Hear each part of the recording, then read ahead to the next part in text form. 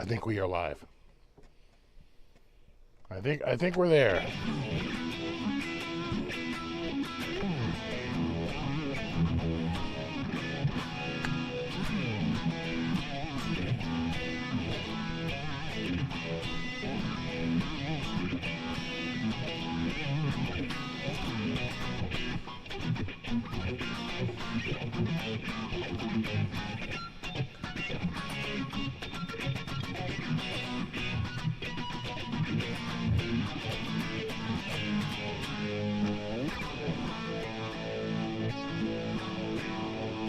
What's it? I think he puts his fingers up there.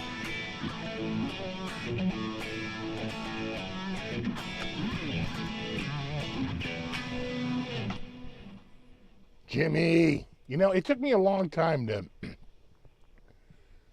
get the genius that was Hendrix. I was a late Hendrix guy. You know, we were covering his tunes early, but I never really thought he was the same. I really liked even like Jimmy Page, certainly Eddie Van Halen, Randy Rhoads. You know, even Tony Iommi. I didn't get Hendrix. I was like, he's a blues player, but I was so wrong. I was like just way off. But, you know, eventually you dumb me up and you're like, oh, wait, no, hey, this guy's a genius. Like, wait a second. You know, just, you know, one of those epiphanies. What's up, Ben Coombs? Got Martian Murray, Fretless Ed, Ron Patchett. We got Joe, Yeti Motzi, Kevin, Ferd, Dan, Rockin' Robin, Eddie Faye, and Joe and Ben and Hip Metal Works, and Frank C, and Surf B, and Dan Gorman, and Terry 3Gs, and Fretless Ed, Ben, Speaker, what's up? Double R Guitar, Mike is himself, Judge Shred, Zofo, Fast Eddie.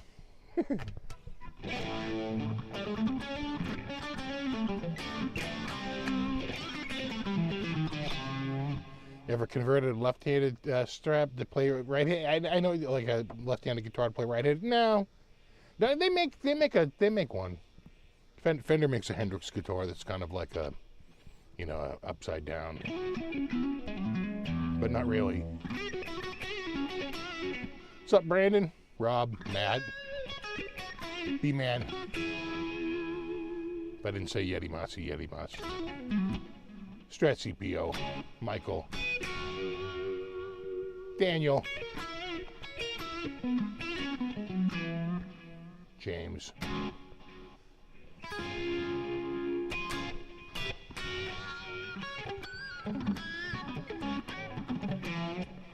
he had a singer and he was a guitar player.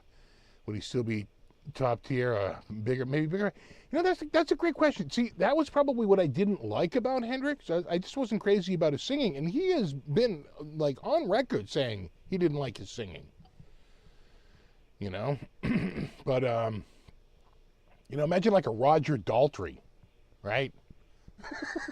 Right, just like pick a top singer of the day. You know, like could Robert Plant, you know, kind of a blues guy, go with Hendrix?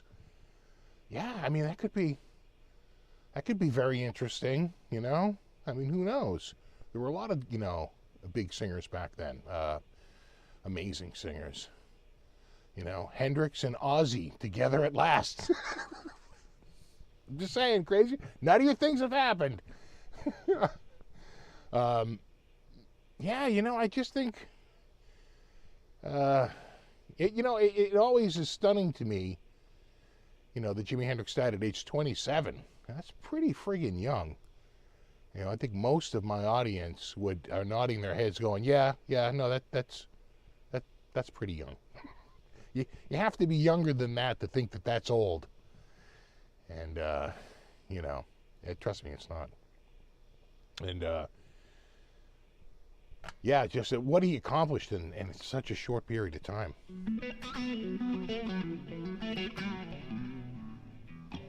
Calling that Strat your best axe. You know, it's one of my favorite playing axes. I gotta say, if somebody like said like, what's the best neck? What's the best neck on any guitar that you want?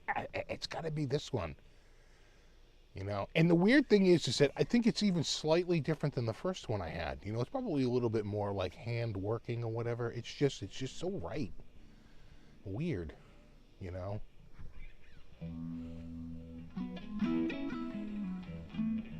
How old was Randy when he died? That's a great question. Was he also 27? Right. Janis Joplin, I think, was 27, and so was Kurt Cobain. Were they both 27?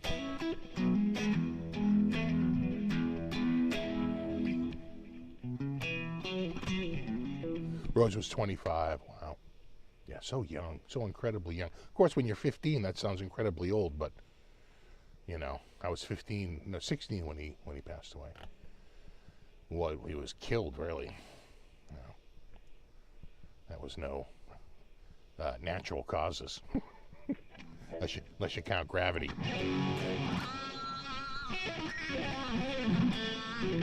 Yeah, Morrison was 27. Little.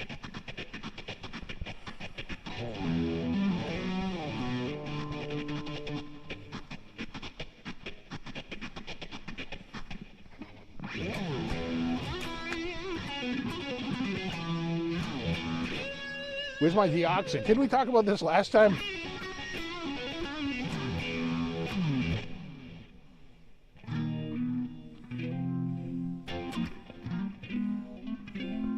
I remember one of my guitar teachers telling me, yeah, it's the same 3 friggin' chords, it's just an inversion. I was like, what? He goes, yeah, this chord and, you know, it's the same chord. Same chords. I was like, oh my God.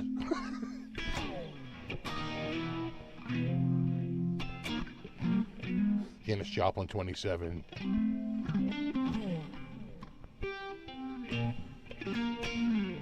Is the guitar all original? Not the pickguard. When I got this guitar, the pickguard, like right here between these two pickups, was really scratched, and it like deep scratches, like weird. Like what the hell happened there? And the only thing I can think is that the guy who got it was one of them thumb pickers, right? With the you've seen those thumb picks that got the big pointy metal, like, you know, the Gauge-O-Matic 3000 sticking out of the side of it. That's the only thing I could think of that would like make that kind of scratch. So I just said, you know what, I'm gonna switch it out. And I went, that's actually off-white. The bright white is a lot brighter. I was like, too bright. I went, that's actually mint green than bright white.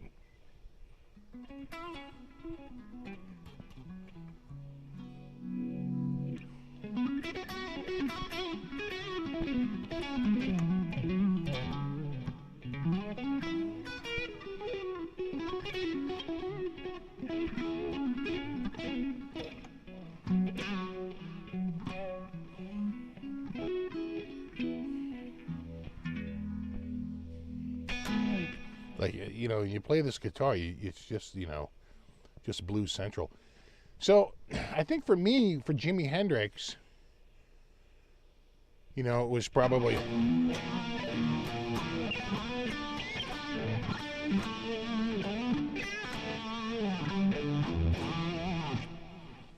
was probably the first song I remember was,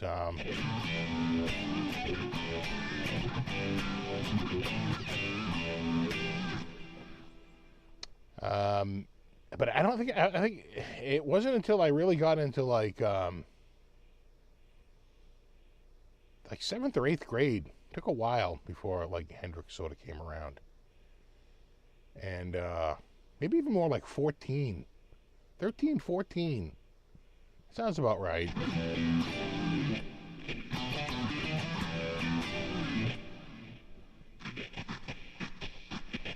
All right, hold on a second. Well, should I go? Do I have a knob puller? Can I get this out? Oh, I don't. I need the knob puller to do it.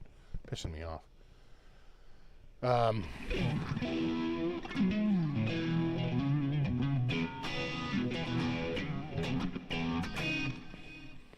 And I didn't know any of the ballads or anything like that.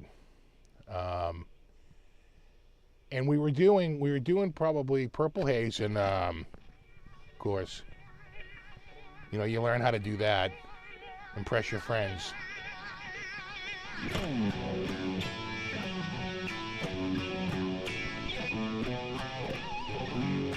That's the metal version.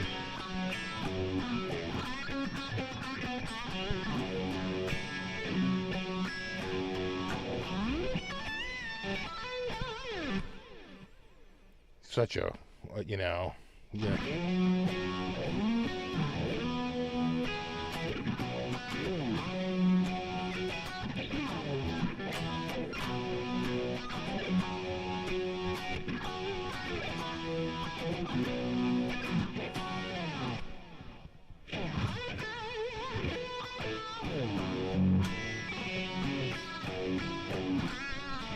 I mean, just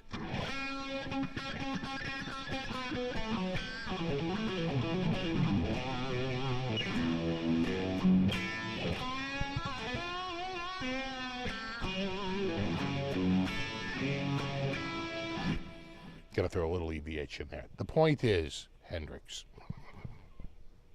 That's what you should be taking away from this discussion. And we were doing what we were doing that. We were doing Purple Haze, and we did. Yeah.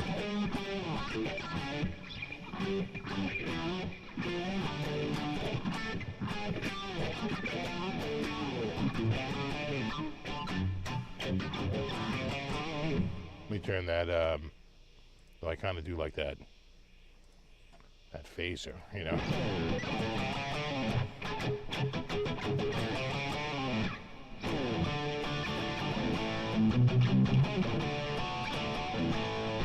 Now full.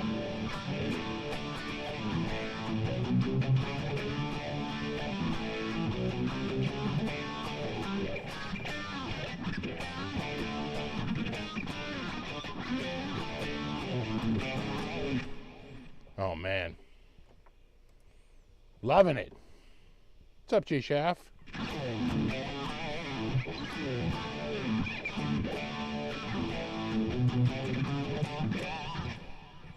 Who else we got? Thunder Falcon, Dwight Bailey, Eddie Fay.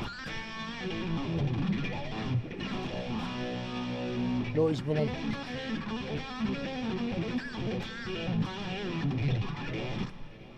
You know, I never really learned Little Wing. I mean, I know the progression, you know, but never really learned the opening there.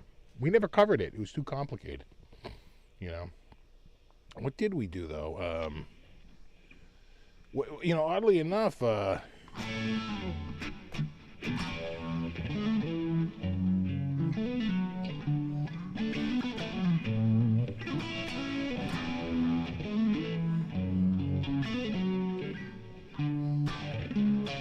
which is very much like Little Wing, you know.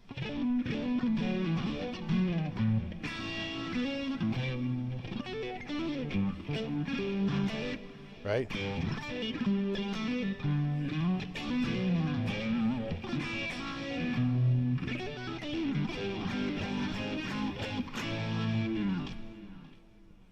I know it's, well, the chord progression is actually rather simple. But the opening, I never just took the time. I should learn it. You know, throw it on the pile of riffs I still need to learn. You know, it's a long list.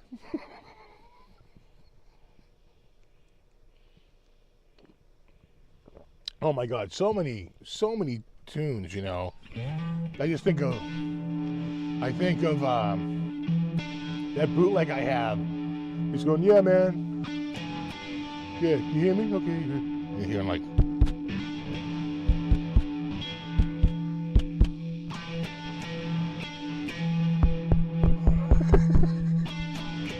You ready, man? Yeah, okay, ready.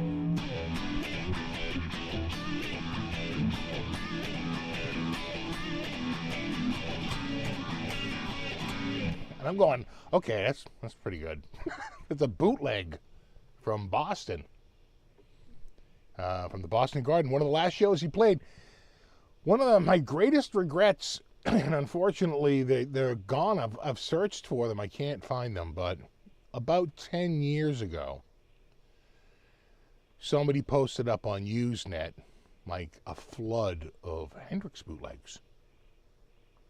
And they were all from the same tour, the summer of 1970. That's where I got the Boston one. And like an idiot, I only downloaded the Boston one. He had every single show. And I just regret not pulling down. They were making a live album. So they were going to record like every show. And then, you know, they were going to pluck the best performances from the tour and turn that into a live album. And he passed away that September. Right, he passed away. That's why September always reminds me of Hendrix, the fall. Also, you know, the band starting up, like getting back into school, hanging out. Let's get a band together. Like, definitely like fall time, like October, November, December. You know, doing the band. And not school band. I mean, like, you know, your own band, rock band.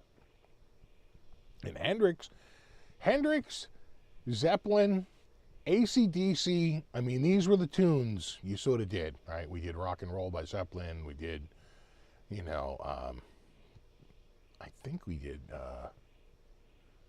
either Highway to Hell or we did a bunch of AC/DC tunes. You know what? Some of the dudes I met, they knew all the real old Bon Scott stuff. And so, like, things like TNT and, you know, things like that. But Hendrix was always there. We always did a bunch of Hendrix tunes. Pretty much from the first band on. Always in the mix. Probably pretty poorly. But, you know.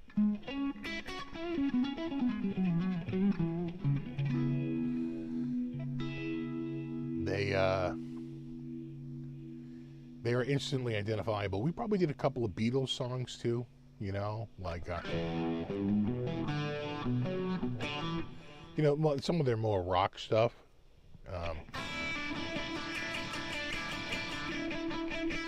That's 2 years before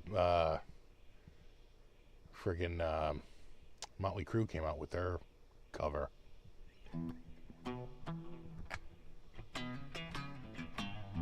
How many bands was I in? Not many. Really, it was just sort of one, you know, to be honest, you know, bands followed the rehearsal space. Right? If you had a rehearsal space, you already were just way, you know. But I remember the first band, and we did a Hendrix tune. I think we did,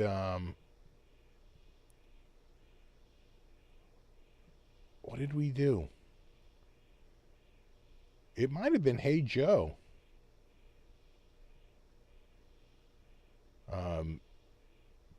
But I didn't play the lead part. I was just playing the rhythm pretty poorly too.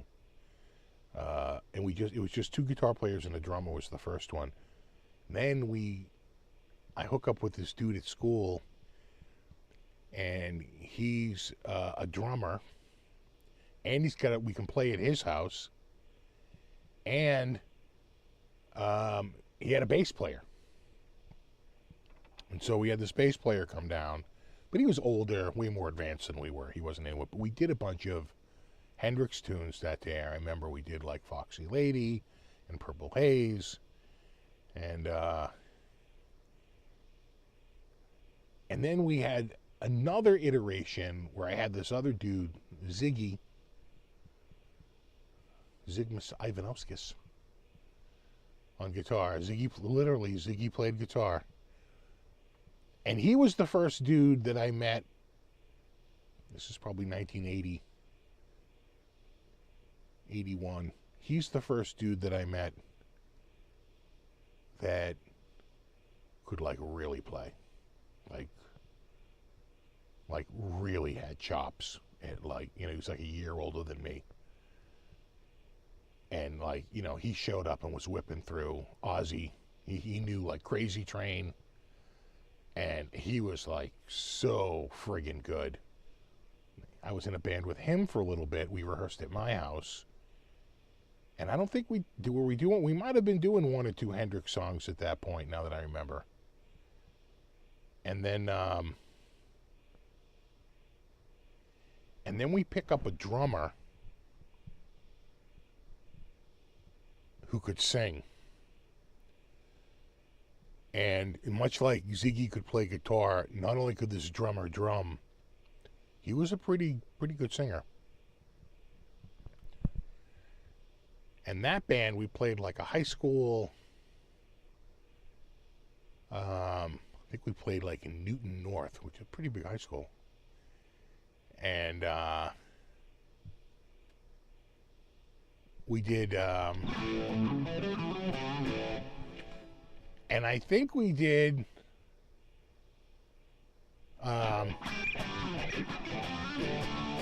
pretty sure we did. Pretty sure we did Hendrix. I'm pretty sure we did Fire. And, you know, that band lasted for maybe 6 months to a year. But it really didn't get going until I found the dudes down in Hyde Park, who they had a rehearsal space, they had a barn. And they really had, and what happened was, we were doing a gig at this like town fair, right? And they had this big stage set up at this like big mansion in the center of town. And we're playing like up on the porch of like this enormous mansion, and the you know, the grounds are sprawling. And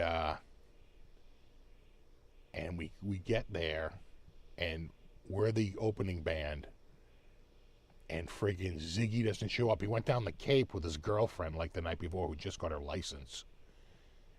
So he's out for a night of nookie, and like shows up at like the next morning. Like we were on stage at like 10 a.m. or 11 a.m. I think we had 10 or 11 a.m. He shows up at like, you know, noon. What time are we going on? I'm like, dude, you missed it. The band after us comes out, and they are kicking our ass. They're playing AC/DC. They're doing like the Kinks Around the Dial. They're doing Foghat Slow Ride with the full bass breakdown. And we're just getting our asses handed to us, right, by this second band. And they're going through like all these killer tunes, and that was the last time I was playing with Ziggy. I was pretty much like, yeah, dude, you're unreliable. How do you miss a gig? We have like one friggin' gig and you miss it. You know, I think we're out. That was the end of that. And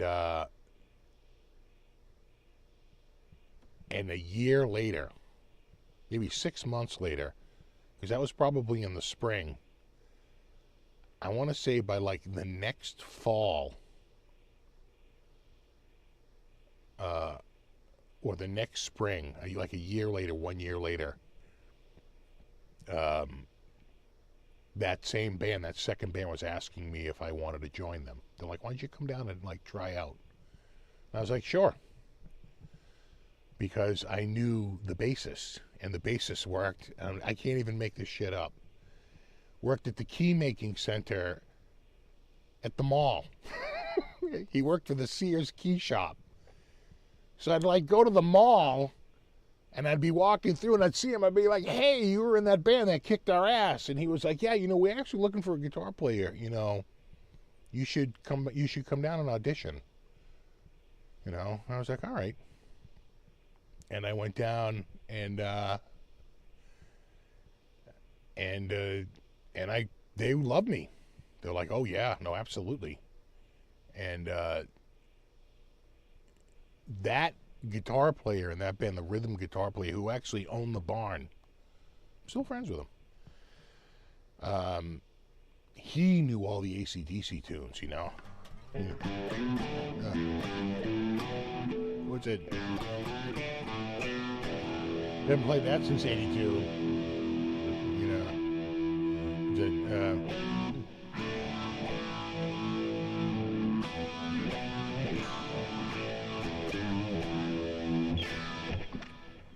So, we're doing all that. And they had a bunch of Hendrix tunes that they did. So I remember I had to learn, learn one or two tunes. We were at that band for a while. We wound up playing one gig at this really, really, like, there's a section of town that was like, your house is worth, at the time, $100,000. These houses are worth like $2 million. They're worth like $20 million now. Like massive mansions. We were like playing at this dude's. He had like dead end street, like all these giant fat houses on the street. And I remember we played a gig there, and people wouldn't leave. Got ugly. Had like so many kids there, like down the end of a dead end. The kid had to wind up calling the cops to like get the people out of there. Oh, it got ugly. And like everyone from town there. We did another gig. I remember another part of town. And this is later. This is probably, no, this might have been a little earlier. This is probably like 82. Right? Because that other band was 83 into 84. 84, I'm there like the whole year. The other band's like probably like 82, and we're playing this gig at this dude's house, and of course a neighbor like calls the cops and shuts us down, and the cops show up, and like it's all underage drinking, and like who's the oldest here? Who's like the oldest kid who like lives in the house? And it was my friend's older brother. And just to make sure the party got shut down, they PC'd him, right? They took him into protective custody.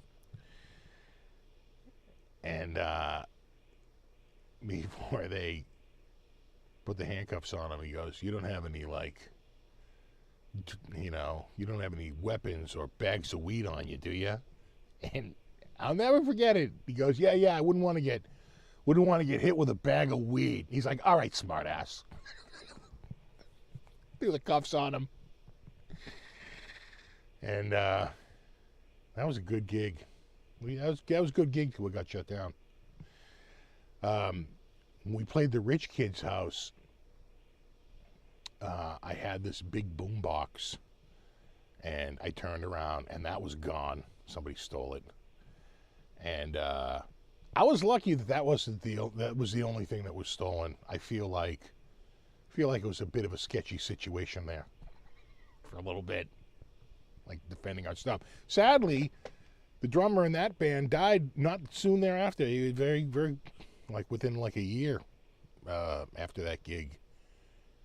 He drunk driving. That'll do it. Drunk driving. He literally drove into a wall. Took a corner that he thought was a street, but it was an alley that ended with a building. And he like drove down it, drunk out of his ass, and freaking hit a wall. He might have lived if they caught it, but it happened at like 2 o'clock in the morning, and he wasn't found till like 6 a.m. And he survived like for maybe a day. That was the end of that. So felt bad. He was an only child. To say his parents were upset at the funeral is an understatement. So we needed a new drummer. And we still had the barn space. And so we got the second guy who was a good drummer. You know, we really liked him. I had played with him in the past, but he was just like a friggin' mental case. Nice guy and everything, not like a mean guy, but he was like the first dude I ever met. You know, we were teenagers. I think he just got his license and was like barely driving and, you know, and all this stuff. And he came down, he was going to play with us at like the barn. And I was like, you got to come down, because our drummer was gone. He hadn't passed away yet. He hadn't been in the car accident yet. That was later. But he had a falling out in the band, and he had left. And he was like starting a different band. And so we got this new guy, but he was a mental case, man. And he had a good reason to. I won't, give you the horrible details of his horrible life.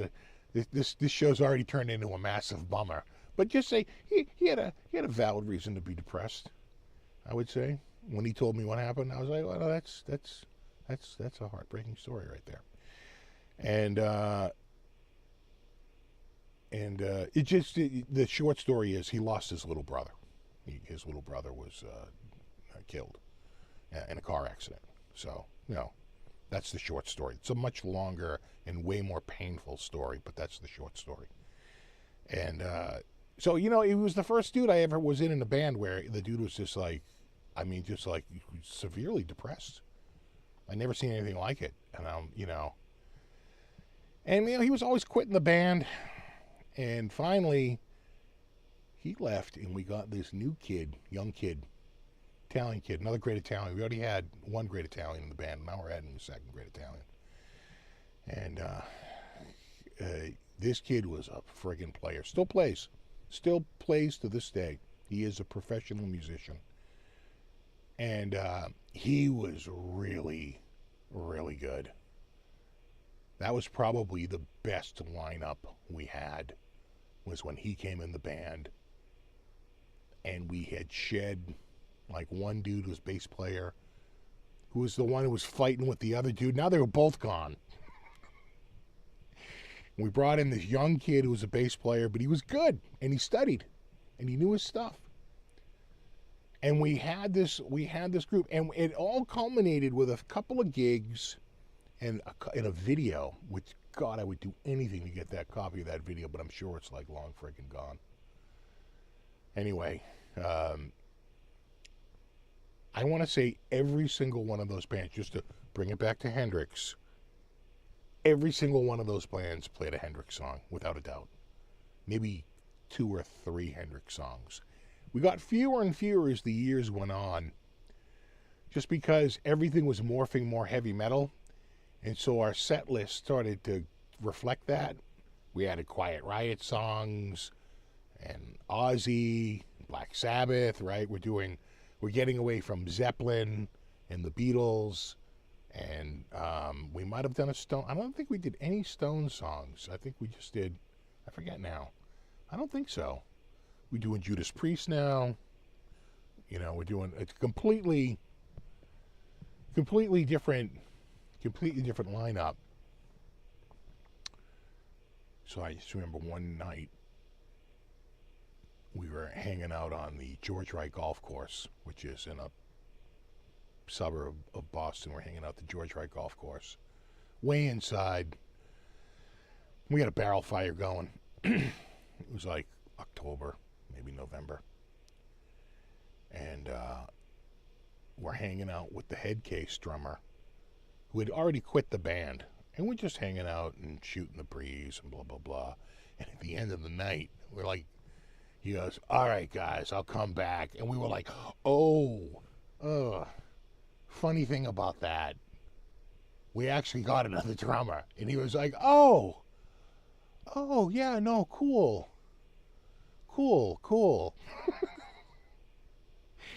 And I remember him coming down to check him out and basically saying, yeah, he's a lot better than I am, like infinitely better drummer.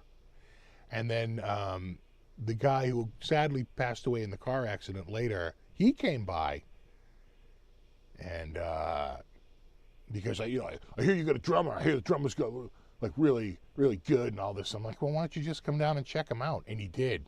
And then when I saw him, he goes, yeah, he's really, really good. I'm like, yeah. No, I know. He's like easily the best drummer we've ever had. It's like not even close. That was probably the best lineup we had at that point, right? I got the best drummer going on, and the drummer knew it. He wound up quitting to go to a better band. He knew what was going on, so it didn't last long. Within a year, he was looking at greener pastures. He's like, damn it, I am good. and he was right.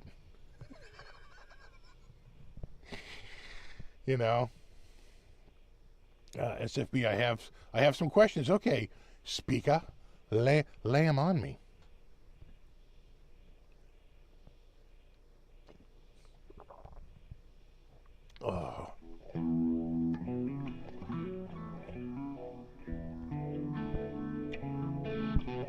Most bands don't last more than a year or two. I agree. If that, you know, the 3 to 6 month band. And then he went to join the Police. You know, he was good.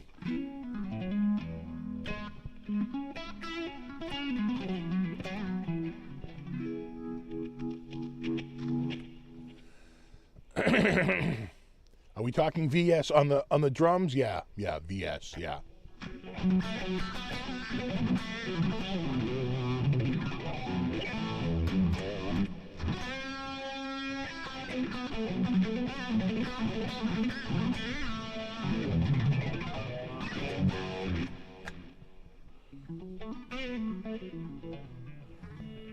Yeah, he thought so.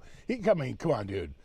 You remember, because Speaker was in, we brought that dude back. He had moved on. He was like, you know, working, you know, pretty much pro gigs. He was doing work with like, you know, New Edition or New Kids on the Block or some shit like that. And we brought him back in to play a couple of, he was one of our ringers, right, to play a show. We brought back the Two Great Italians. We had the Italian rhythm section. And pretty good. And those two guys were the rhythm section. Speaker was on rhythm guitar, I was on lead guitar. And we had the guy who was singing for us back then back as the singer. Because he really could sing. The dude really was a good singer. You know, he could, there's no way around it, you know. We had him for 2 gigs, I think, you know. Now I forget how it went. I want to say the first was the first gig.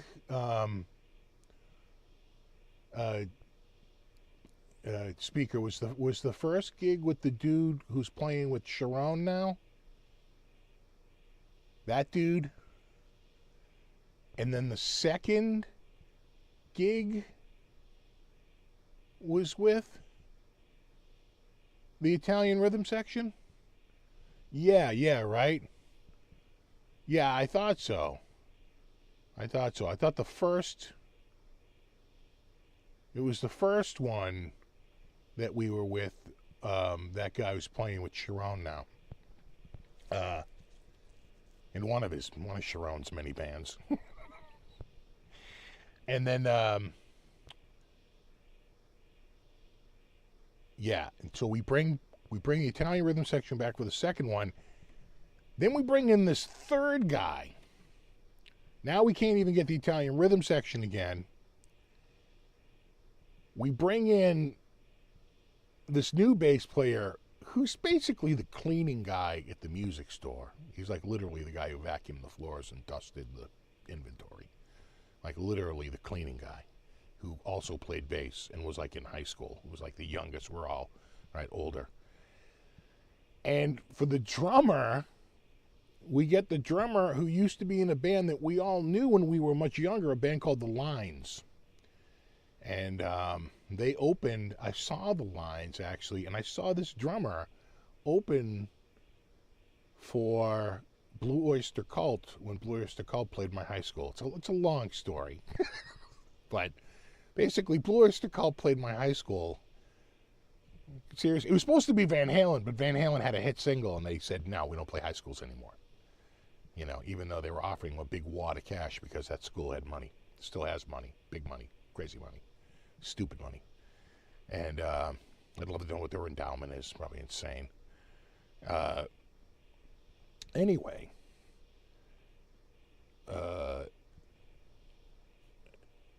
We get this guy who used to be in The Lines. So he's got stories like opening up for, you know, Billy Idol, right? All these crazy insider stories, you know. And he was a really good drummer, and he was really good at like getting the band focused. He really tried to be like a band leader. I think he saw himself as being 10 years older than us, you know. And so he was like, maybe even 15 years older than we were at the time. I'm probably like, I think I'm my early 20s, and he's probably in his mid 30s or something, even pushing 40, right? So, that dude still plays. That dude is still jamming. Friends with him on Facebook. I see him. He plays in like a blues band, like Americana style blues. Yeah, right, speaker. RW, yeah. No, he really good. Really good, And just, just one of those dudes, chain smoked like crazy. Knew he had to give it up. Now he chews Nicorette gum nonstop. He was like, I was addicted to cigarettes, and now I'm just addicted to Nicorette gum. Dude is a fiend for that Nicorette. But, God, he was a good drummer, man. Good drummer. Still going. Still kicking ass.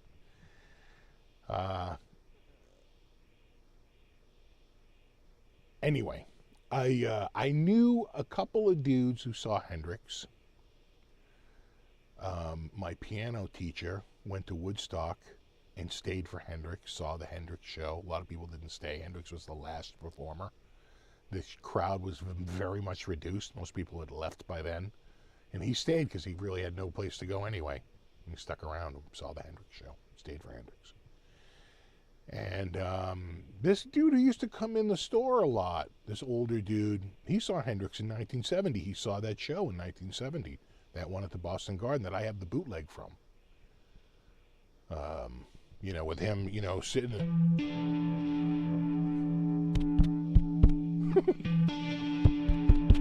You hear that? All right.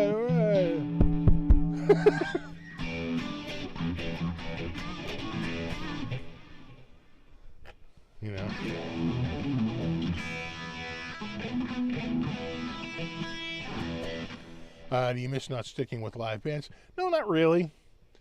Like a lot of dudes will tell you in live bands, it's a lot of picking things up and putting things down. I will say that Speaker and I, with that last drummer, the drummer who used to be in the lines, with that dude and our young lineup of the bass player, and still that singer. What did we open with?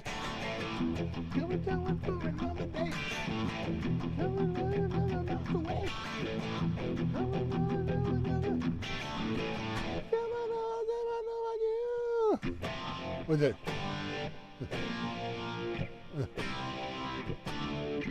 Was it? Is it? I forget now.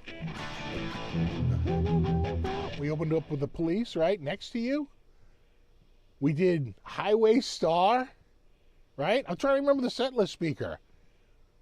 What did we open with? Yeah, we opened. I remember that. I remember breaking a string within the first tune, and luckily just had another guitar there ready to go.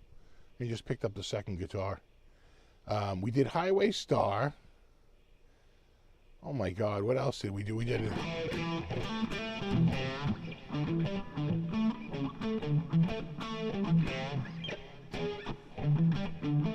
You know what I remember from that, speaker?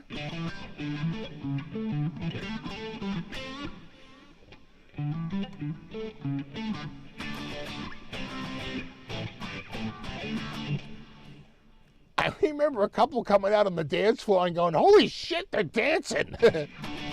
And a couple of people came out to dance. I was like, oh my God. Look at us, we're a goddamn dance band. Oh my God. Yeah, you always have to have a backup. Yeah. Oh my God. Yeah. Oh man, that show. And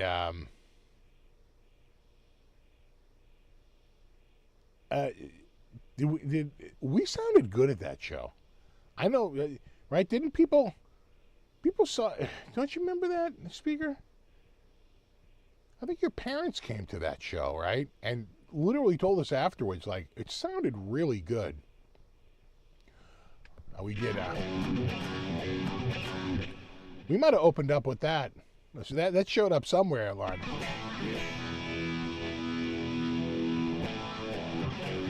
That's because that singer we had could belt out the Zeppelin. He could belt out all that crap. Yeah, down in Quincy. Yeah, that place is gone. Did you hear about that, dude? It's a sad, sad story. And it's a horribly bad story. So that venue, was it the Beachcomber, right? On Wollaston Beach. That place, they held out for the longest time because if you had to make changes, we went there like 10 years ago, 12 years ago, 11 years ago. So 2012, I think we went. Somewhere 2012, 2013 we went. And to see our friend play there, and it was still going. You know, we went there a couple of times, I thought, to see some friends. And the one dude from the first band, the one dude from like the last band, right? And they, as I understand it, I don't know all the details, but I want to say that they sold the place and some dude like scammed them out of the money, like wanted by the FBI, took them for like hundreds of thousands of dollars, and like what was supposed to, it seemed legit, but it wasn't legit. And I don't know that the dude was ever caught. It's like gone. And it's just like, it's heartbreaking. And I think they wound up, because they couldn't pay the taxes, they were like so screwed by the situation. I'm pretty sure they gave that property to the town or something. There was like some weird, it got ugly. They couldn't sell it. I forget what it was. It got ugly. I forget like it was ugly details. Oh yeah, we did $1 Billion Babies, right?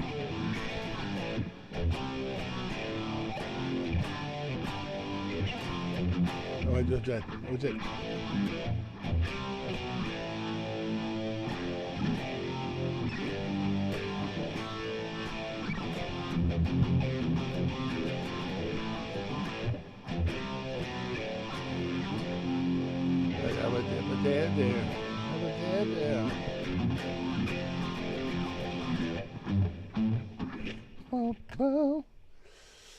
Party on the Patio? I don't think so. That, you know what? I don't see that singer we had ever playing Party on the Patio. Yeah. Yeah. God. It was that place. So many memories and just such a terrible outcome for all their hard work. You know, as I understand it, they got kind of screwed over.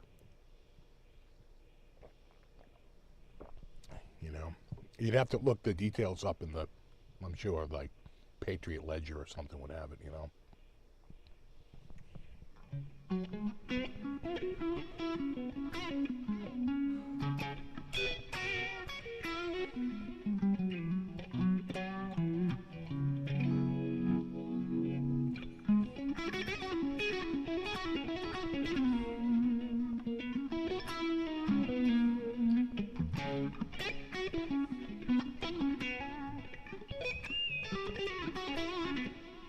What's it, there's a Hendrix riff.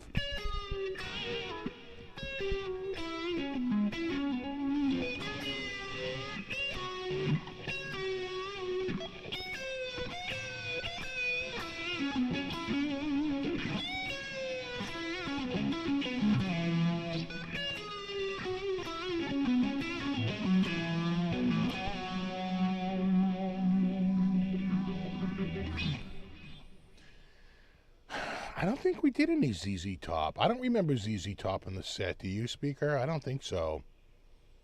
There had to be. I remember doing one or two Deep Purple songs, right? We did the Zeppelin tune. We did the Police.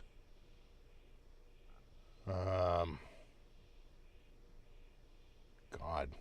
It was a pretty long set, too. I think we did like an hour's worth of tunes.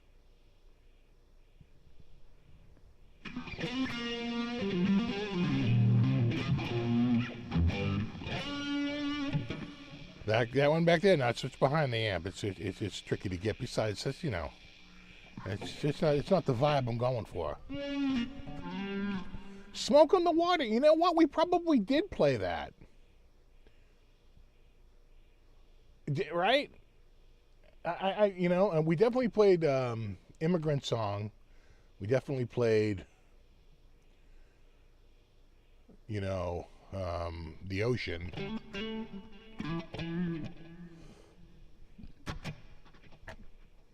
Did we open up with Rock and Roll?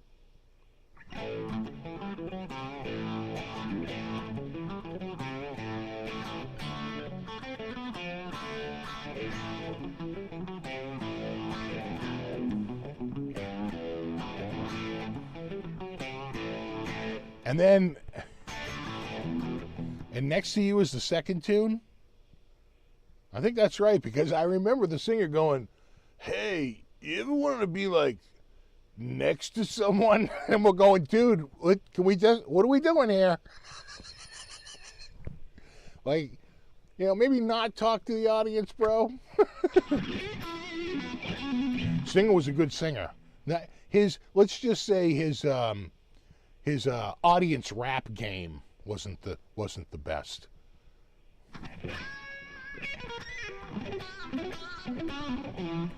Yeah, let's talk about U2. That's I remember Next to You. Yeah, remember that? Feel it.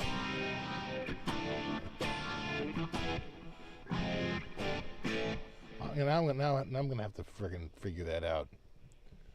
Anyway, so U2, as many of you know, last night was the first. I think it was last night was the first show at the Biodome with Pauly Shore at the new Sphere.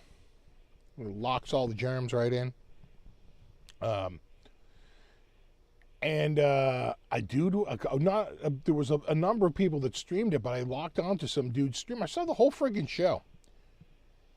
And I don't know if the band just decided to not use the screen for large portions of it, or if the screen was broken for large portions, but it seemed like they used the screen quite effectively for a while.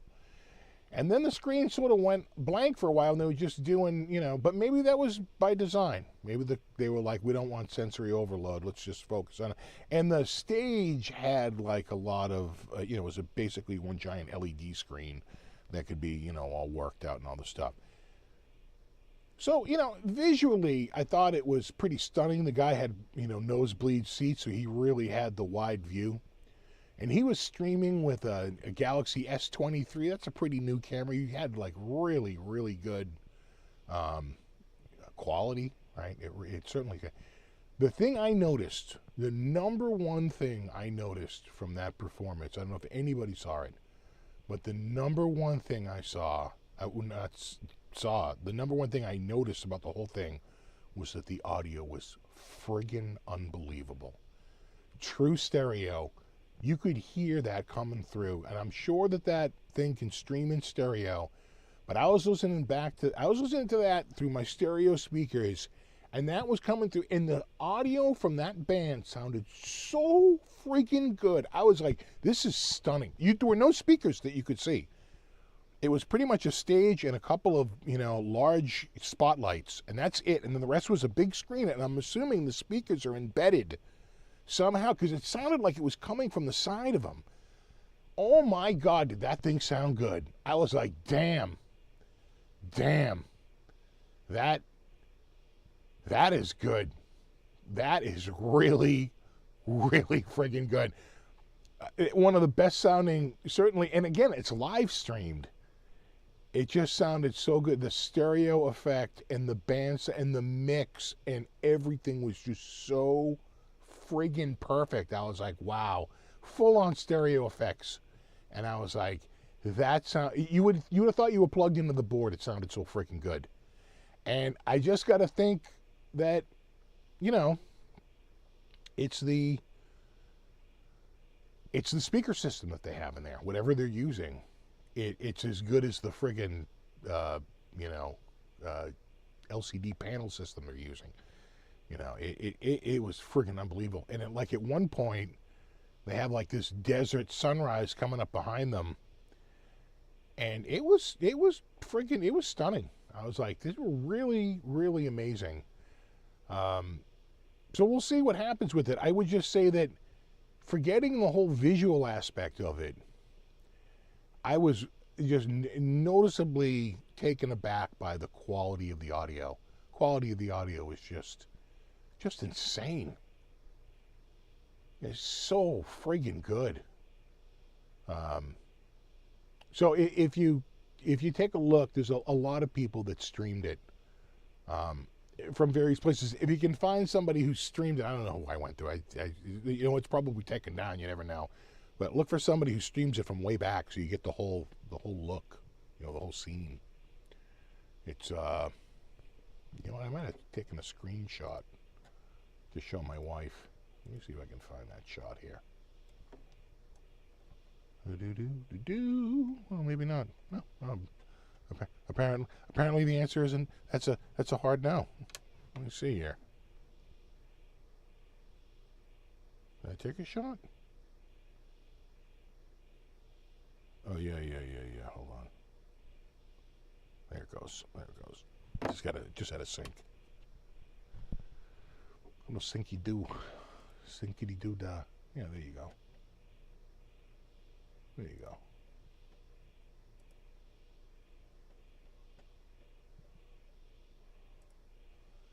Right? So there's the band. Right? Kind of way down here. But they had this incredible, you know, backdrop. It's pretty stunning. Like I said, this guy has the crazy vantage point. Let me see if I have a yeah. Yeah. Pretty crazy.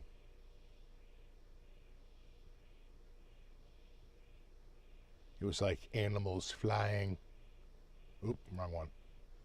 Let me see if I have any other shots.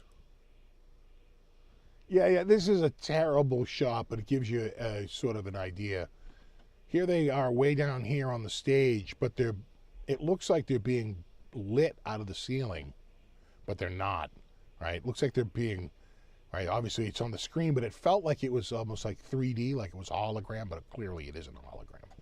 But it was a good effect. I have to say, it was interesting. But more than that, the audio. The audio was like, wow. Holy moly. Holy smokes. Yard news. I got a pole saw. Let me see if I can get a shot. Yeah. Have another shot? Yeah. So, I need to take down these branches here. See those? That one there. It's pretty high up. It's on the other side of my garage. And this one here. And you say you'll never do it, but if you'll notice, I already got this one here. And I still have 2 segments on my pole saw I could put in. And each segment is 1 meter long. I think I'm very easily. This one would be no problem. I had to get this one out of the way so I could reach this one. And then I got to take this one down. The one downside is these are pretty heavy. You got to be careful. One come down and give you a good whacking. It's not good. But I have this incredible friggin' pole saw that when fully attached is 26 feet, then plus my height brings it around 30 feet. Somewhere around there. 30-foot reach.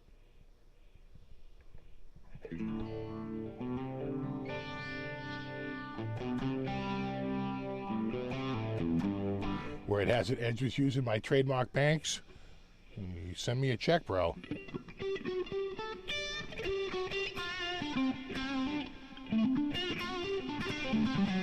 See if I have a great chainsaw. If you knew one, I don't think so. These are pretty small branches.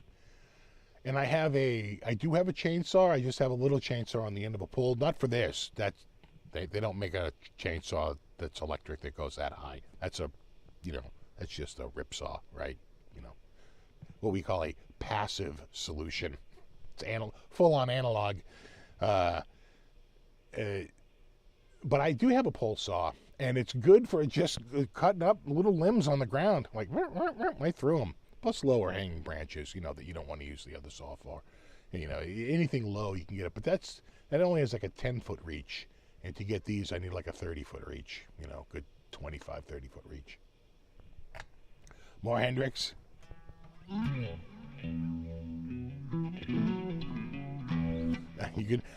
I thought about strapping the small pole chainsaw on the end of the other saw, but I said, you know what? If something goes horribly wrong, there's no way I could ever explain.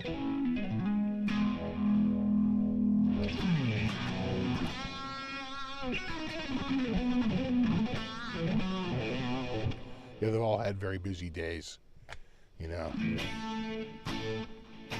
What's up, Monty?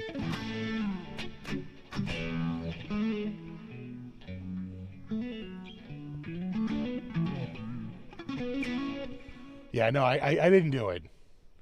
I didn't do it. I contemplated it, and I just said, no, I'll just use the regular saw, which worked great. When you get a saw pole that gets 26 feet long, it's heavy. You don't have to do anything, just rest it on the branch and just start rocking it back and forth, and trust me, it rips right friggin' through it from the weight of the saw. It's pretty good. The one downside is one of the I got down 2 pieces first, the smaller one, and then this kind of a big one, but it was dead. And when that broke and came down, it like swung down into my neighbor's yard. I was like, oh, I can't leave that there. That's uncool. So I'm trying to reach over and pull it, and of course it's like snapping in my hand. So I have to like grab like a thin part. It's so brittle, and slowly bring it over till I get a thicker part, and slowly bring that over till I get it reeled. Okay, you son of a bitch. I finally get it. And I'm trying to like haul it over my fence. The thing probably weighed 50 pounds. What U2 show was that? That was at the Sphere. Let me see if I can find the...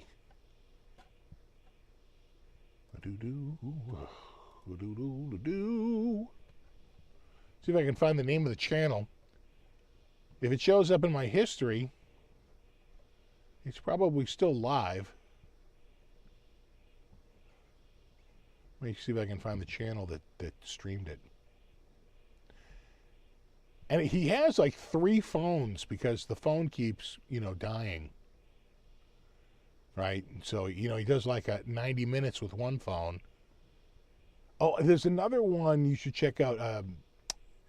Buckethead had a stream this week. He starts off a little rough, but man, he is killing it.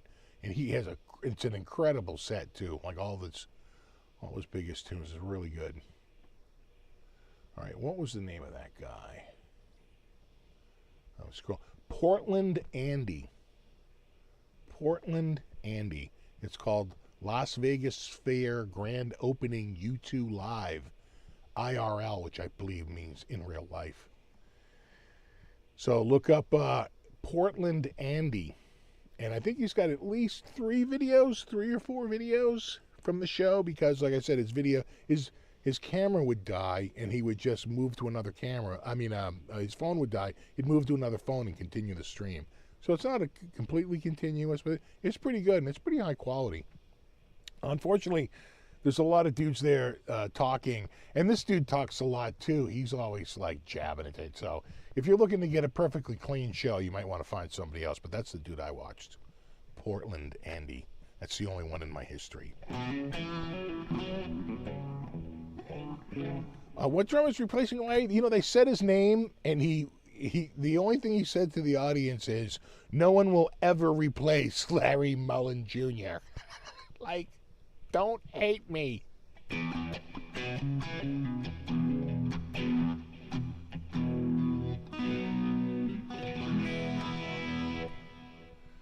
so weird that Buckethead played with GNR briefly. It kind of is weird, but not really just because he's such an amazing guitar player, but he didn't fit that band, and they knew it.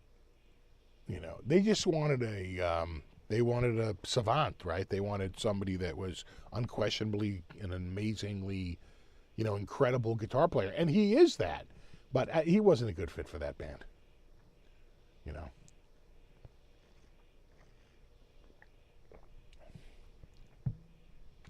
Yeah, Portland Andy. Check that out. He's got a bunch of stuff, and just make sure you choose his highest res too, because it'll go down to like 144p. I had to keep flipping it up to friggin' 720p. I think was his streaming quality. You know, an amazing guitar showed up this week. I didn't get it, so calm down. But this showed up in my feed. That is a damn near mint condition RG560 in 5-alarm red. That is the real 5-alarm red. Remember when I was trying to buy a guitar in 5-alarm red and it showed up in like an orange repaint and it was over like candy apple too, or like it was over a completely different color. The guy he's like, yeah, it's like 5-alarm red because this is the rarest color. That's why it's $1,500. It's sold. It is. That's a screenshot. It's long since friggin' sold. Long sold. So they sold very, very quickly. And if you want one and you want that color, you gotta be quick. It'll be like lightning. Do I have another shot? And you know what? You know how you know this dude is really good? He had a Power 2 that he sold. That's like next level right there. Like having a Power 2. That's insane. Anyway, I didn't get it. I couldn't justify $1,500 on a guitar.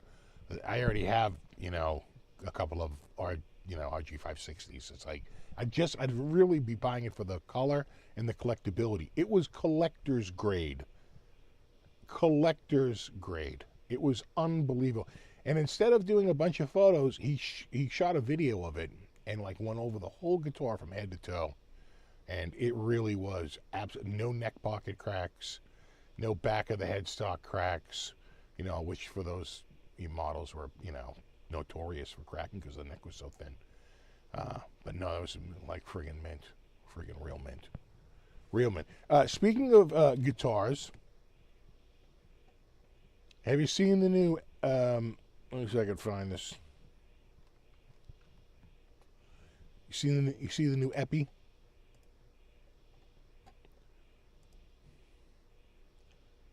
It's a Bonamassa.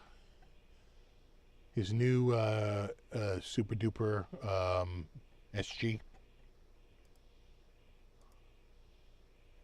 It's based on a guitar he has that would probably sell for like $100,000.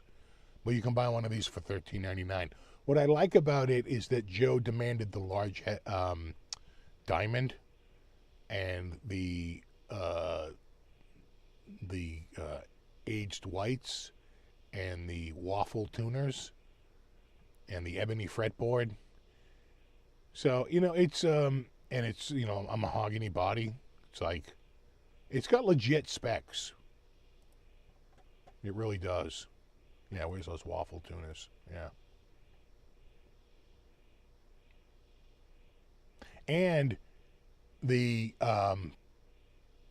shelfless heel, right? For like a little bit, that was like a premium thing. If you got like the custom, for a little bit they had a shelfless heel on the back. So you didn't have that little, they even included that. That nutty. That is crazy. Anyway, I thought it was a good looking guitar. I have to say, I liked it. Probably pull that bar right off of it and be worried about tuning. And I think they're using, I forget if they're Graphtec saddles, right, to help with the tuning. So it's got some, or they're bone, and he insisted on the bone nut and the bone saddles. All right.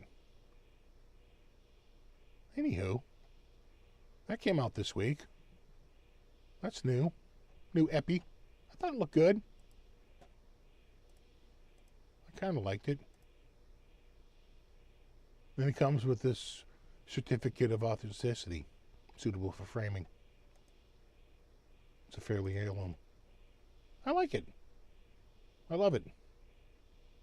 There you go. All right. What else this week?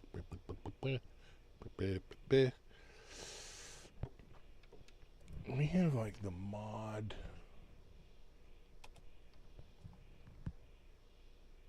Shop, mod shop Gibson. Yeah. Gibson mod collection. There was something in here. Oh, maybe it's gone. Could be gone. Anything in my... No, I got nothing in like... Did this one? The Gold Midnight? Well, that's a good looking color right there, but... No. It was an SG. It was an SG. I have to think about it. I might have taken a screenshot of it because I knew it would be going away. Because it was like the best looking guitar for that round. Let me see if I have a screenshot of it. I might have. Oh, maybe not. I don't see it. Nothing, huh? No, I'm going way back. I got nothing. Oh, wait, maybe something. Hold on. Yeah. Yeah, there it is. It's just a regular SG. But it was in this custom color, this like iridium green, that I have to say I thought was quite sharp. Right? Isn't that nice? It might be the 61 reissue. Yeah, it's the 61 reissue. So 61 reissue, but it's in this custom green color. I thought that was sharp.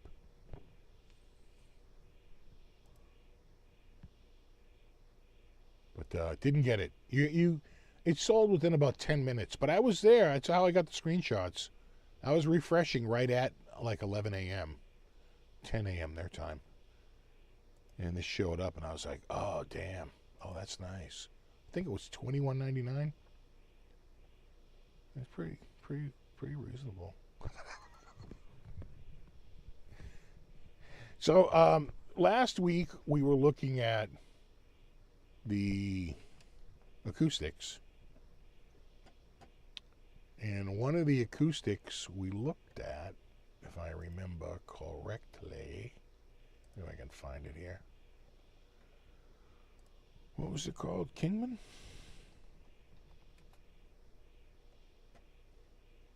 Yeah. It was this here. Remember that? Remember we were looking at that? Custom Shop Kingman. A dude actually bought it. It did sell. It was gone. It was gone like that night. Like by the next day it was gone.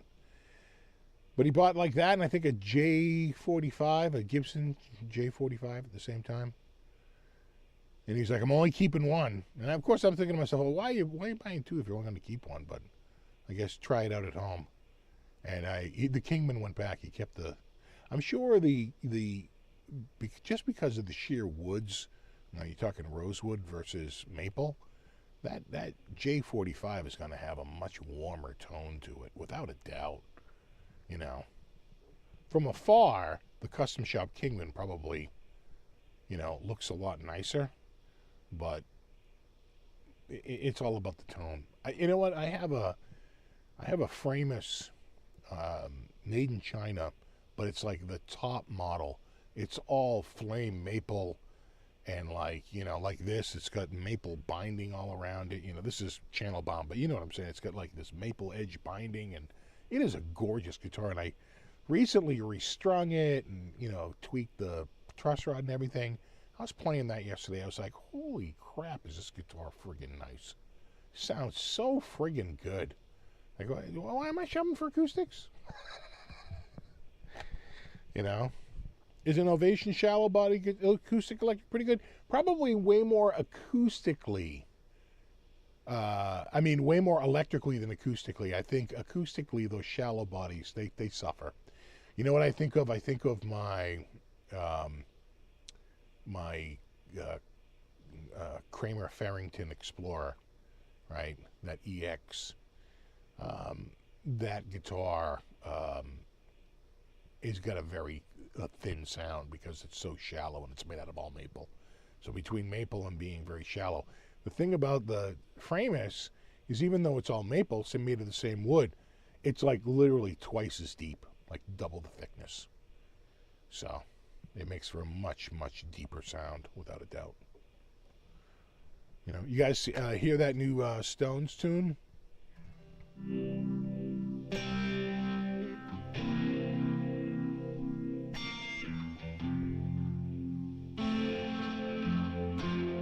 Do I like Yamaha? Sure.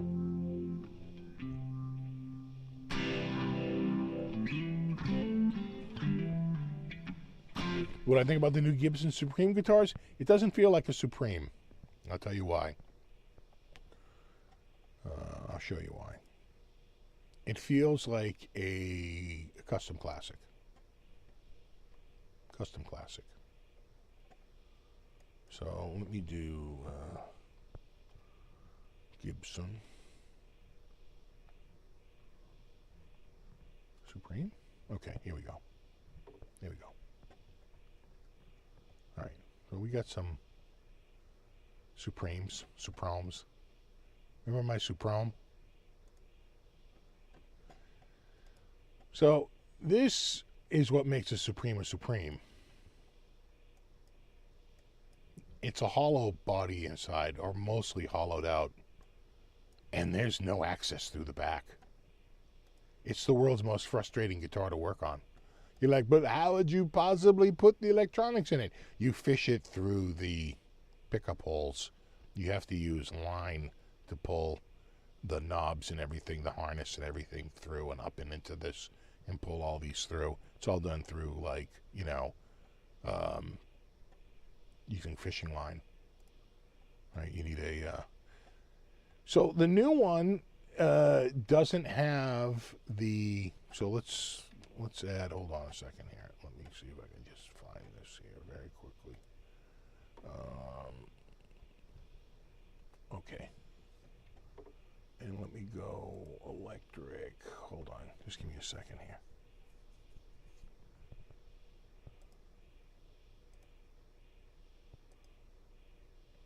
Yeah. Okay. So I'm just going to call... Okay, here we go. So this is the new Supreme. So at first, they look very similar. Right? To that, right? Kind of looks the same, a little bit different paint job, but it's got the same inlays. It's got the binding on the front. It's got it's very similar, gold hardware, right? Knobs are a little different, but for the most part, you can change those. Where it really differs is the headstock, right? That's the old headstock with the world and this big ribbon in it. And that's the new headstock, which is, infinitely easier to inlay, right? It's not quite the same level of, I think, ball busting to put that in versus, putting that in, right? So it's a little bit, I think, stripped down, a little bit simpler inlay in the headstock. And the other thing, I'll find a photo here. It's not the solid back. It's like a modern back. It's got the scooped out heel, and it's got two cavities. I don't know if they hollow out the inside. I'm guessing they don't. Versus this back, which is just, one, right?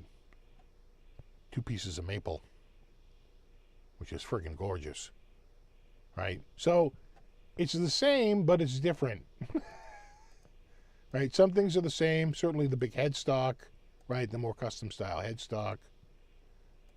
But some things I definitely feel like, a little different, a little bit. Nothing wrong with that. It's a good look. But, it's different than that.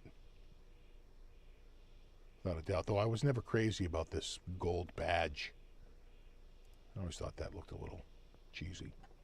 But you could swap that out with a nice, thick white striper. Make heads explode like this.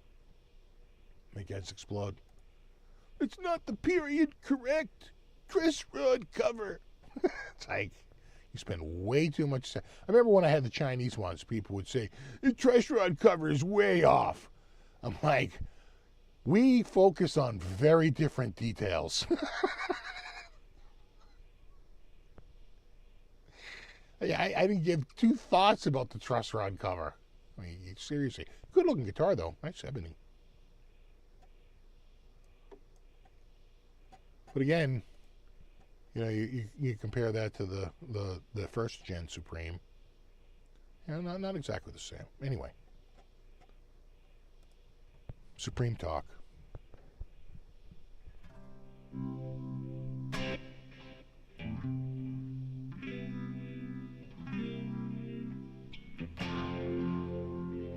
You guys hear that new Stones song?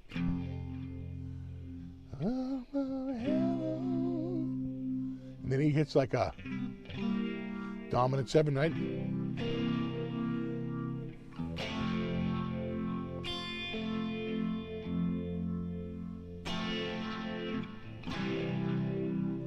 But not the second time around.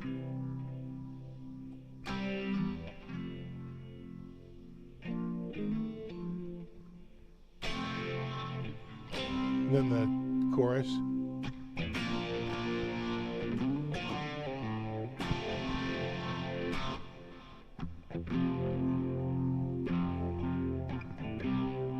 Pretty easy.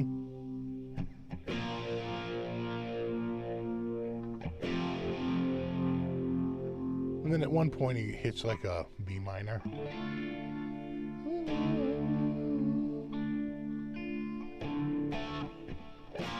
B flat.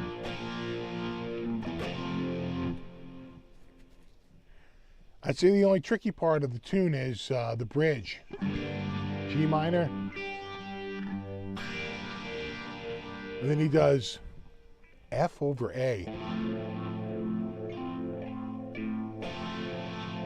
To B flat.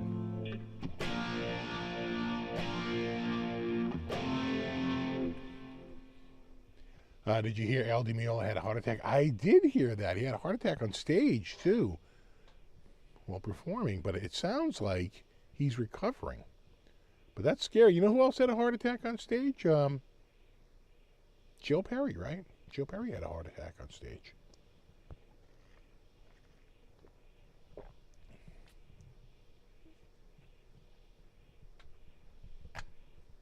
Thought you leading in the George Harrison speed or something in the way. No.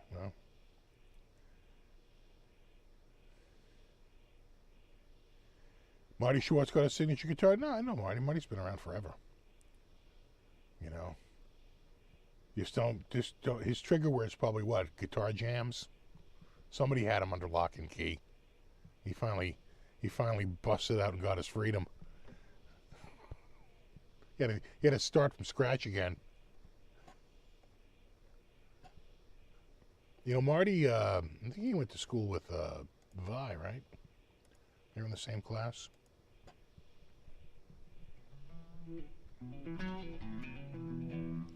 The Sphere website says there's 168,000 speakers inside. That sounds about right. I was hearing at least 160,000, so 168,000 would be accurate.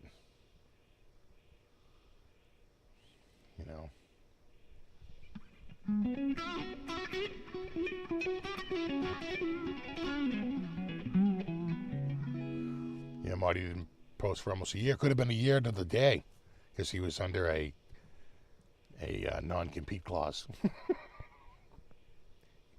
You bring your contract to a lawyer, and they're like, oh, no, they own you, and you can't compete with them for at least a 12-month period, starting with the date of separation. And he's like, oh, huh.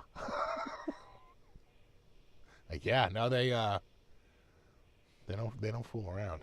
Yeah, so what the hell was that tune? Away. I do like that too. It's such a great Sweet Sounds of Heaven. What's it called? Yeah, Sweet Sounds of Heaven. Yeah. What they don't show here is even though it starts off with C, he definitely hits a dominant 7. Right.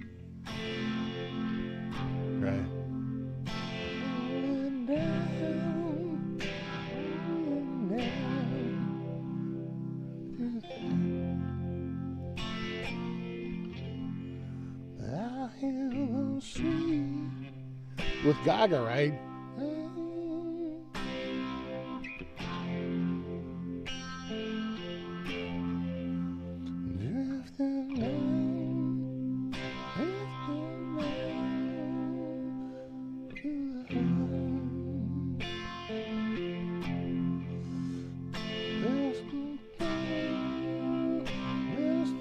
A little pre-chorus.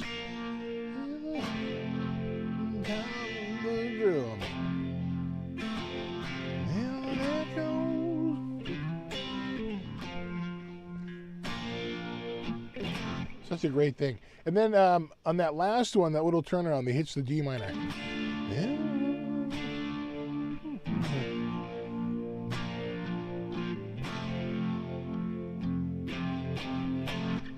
I smell the sweet.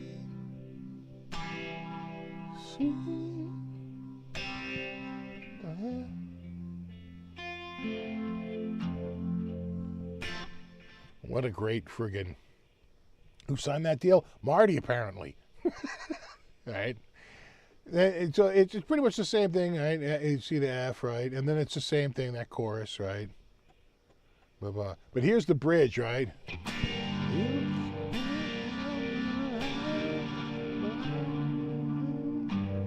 Right? And then he goes like that F over A.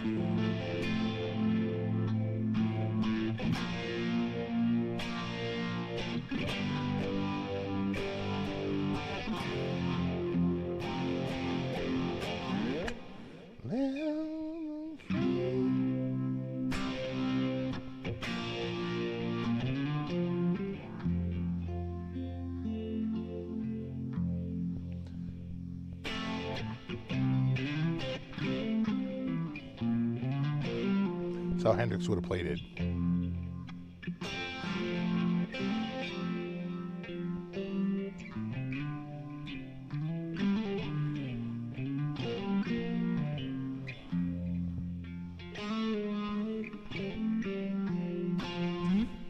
What's up, Seth? I love that tune. It's a great little blues tune.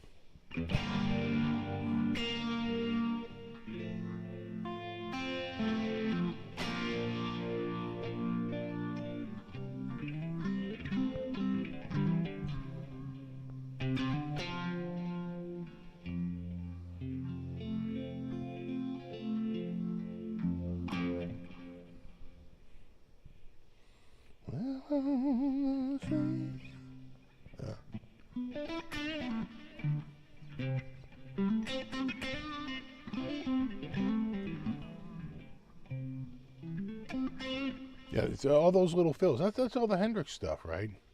You do those. You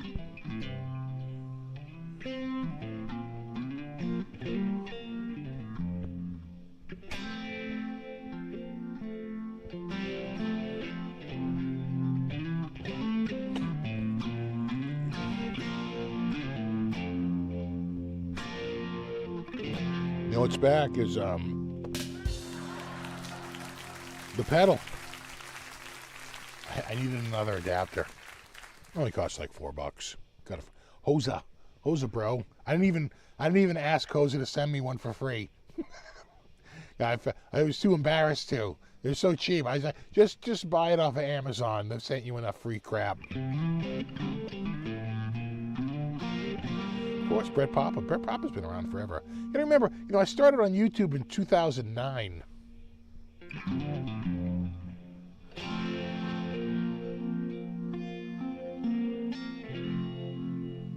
Yeah, the only cures for blues is more blues. The blues ain't making... The blues isn't about making yourself feel better. The blues is about making other people feel worse. Right?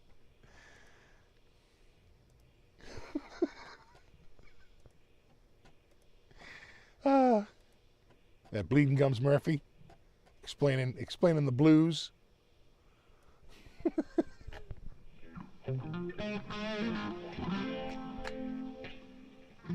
I did purge the copyright audio.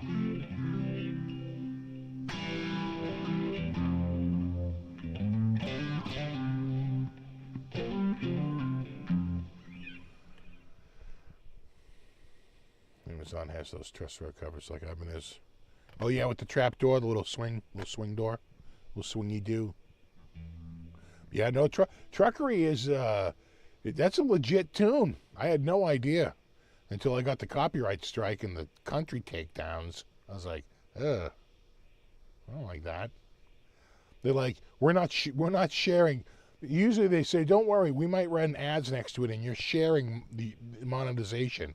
They're like, you can't monetize this. 100% of the monetization is being taken by the artist. And I'm like, okay. The weird part was that, like, it was right after the video ended that I realized, that they had sent me the notice. And I immediately started, they were like, we can cut it out. We can cut, it was literally 40 seconds of audio, 35 seconds of audio. They're like, we can cut this audio out. Do you want us to cut the audio out? And I said, yeah. And it took like 6 days. They're like almost a week later, I get a notice. Your video has been edited. I'm like, oh, of course. Look at you on top of things.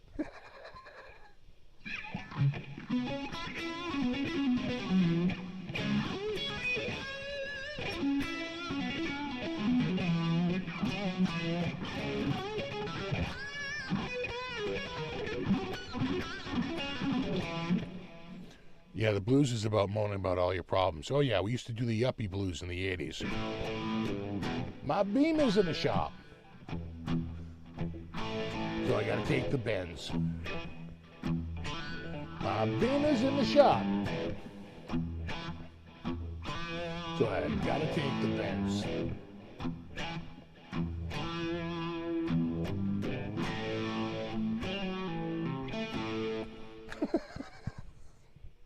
I used to do the yuppie blues. I don't know when I'm gonna get it back. I'm gonna get it back.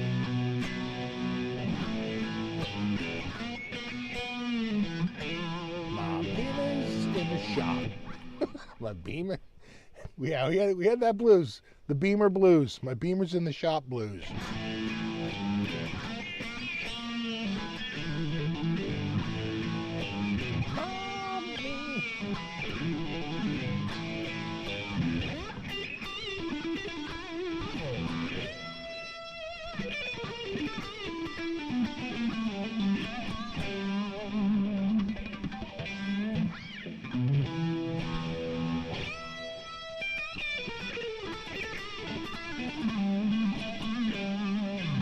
EAB7, are you explaining a blues to me?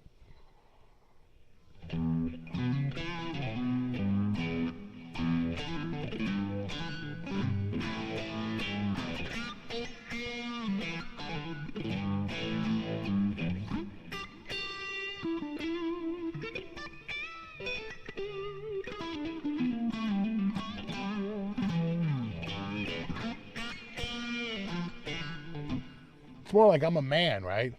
There's no chord changes there.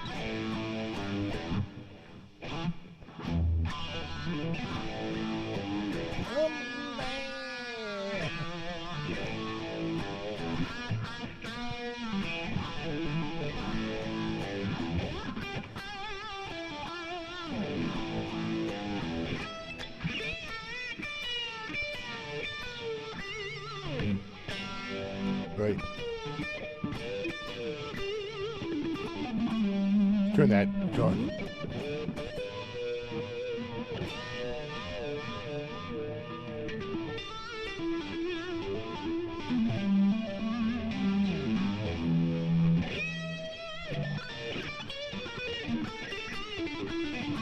Yeah, the Catfish Blues. That pic, she said, wasn't real.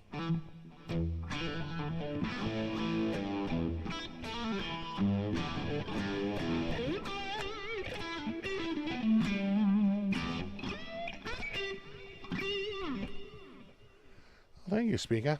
You know, it's been inspiring. You know, what inspired me was I was watching Tim Pierce earlier. And he did this whole thing on Hendrix. And there was no... Usually I get my guitar ideas from RJ in the morning. What am I going to do today? I'll do something with this guitar. You know, inspires the use with the guitar I'm going to play. And then RJ wasn't on this morning, but Tim Pierce was on. And he was doing the Hendrix thing. And I said, yeah, you know what?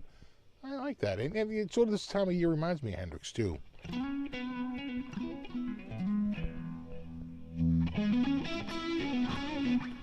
Yeah, Hendrix would play it.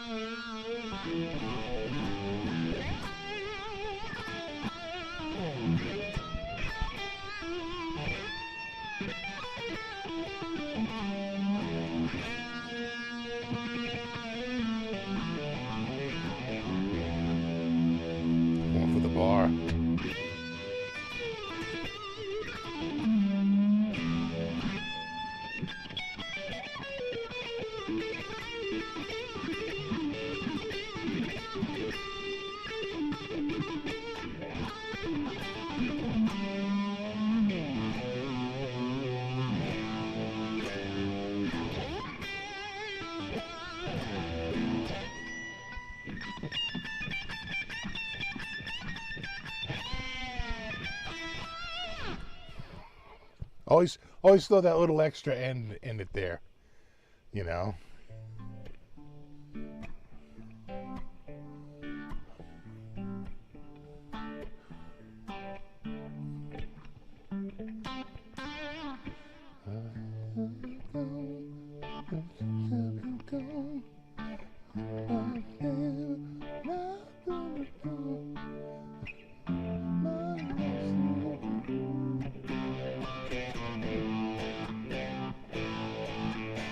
What's it?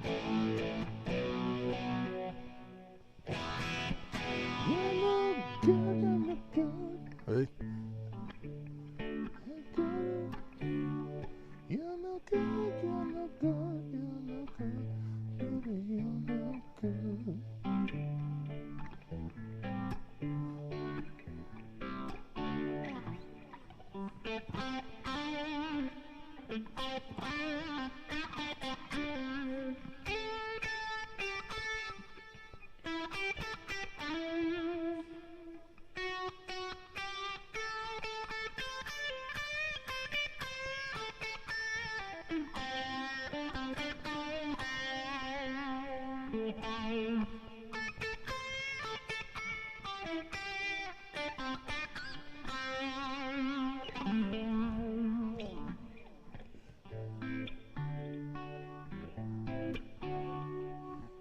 That's such a great tune, too.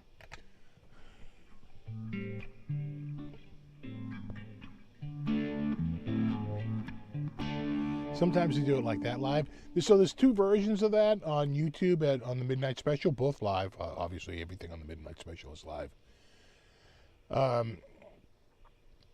There's one from 73, which is the first year the show is on. And then there's another one from 75. The great one about 75 is it's a smaller band, a little bit more stripped down, a little more raw. And, oh my God, Linda Ronstadt is just killing it, you know.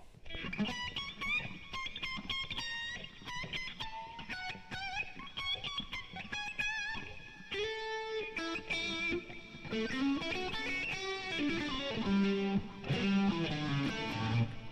trying to remember the, anyway.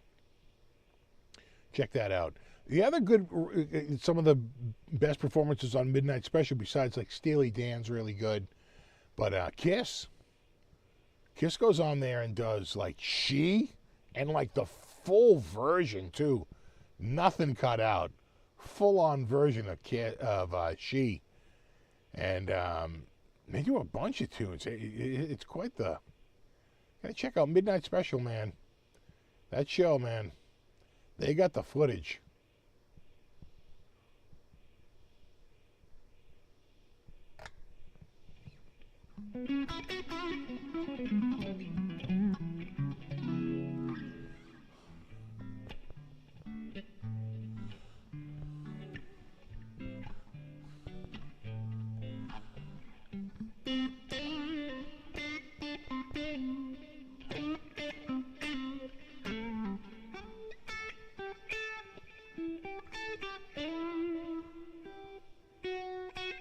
And he goes.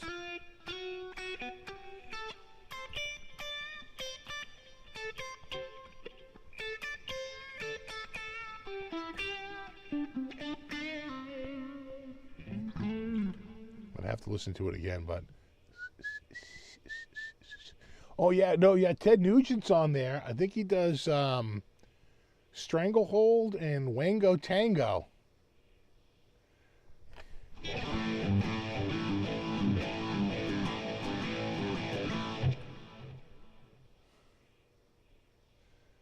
Oh yeah.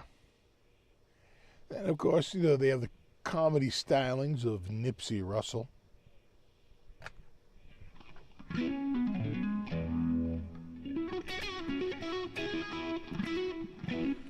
Yeah, well, not just Edgar Winter on the Midnight Special. You got to see it when he has Rick Derringer and they do Rock and Roll Hoochie Coo.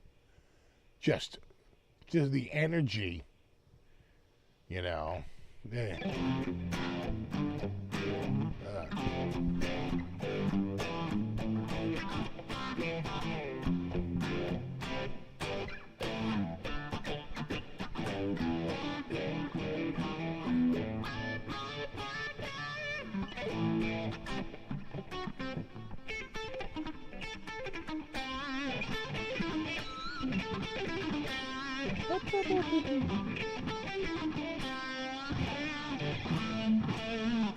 One of the first songs I learned on a Strat.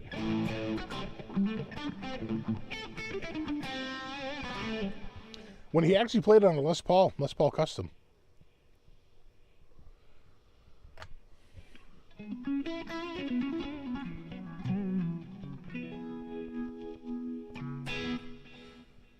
I watched Midnight Special based on your recommendation. Great stuff. Kiss Steely Dan. No, it's really good. And again, you can't stress this enough. It's because it's live.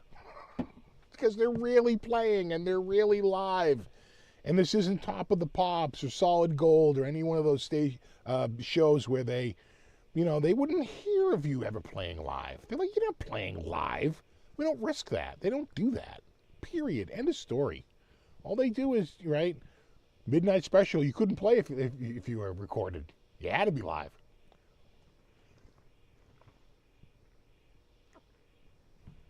You know, complete opposite of what all those other places were doing.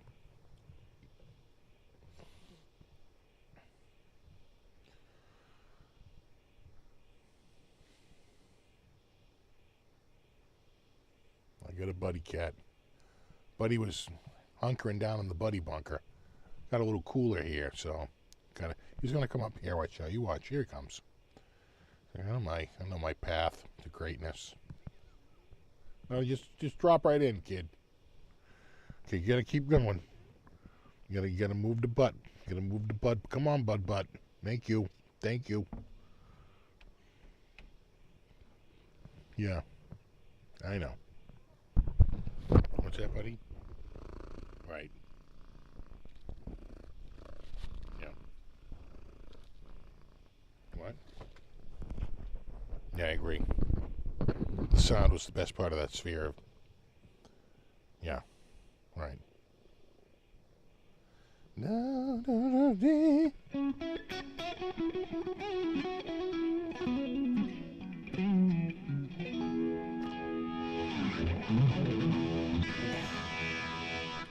You're saying Soul Train wasn't live? I don't believe they were.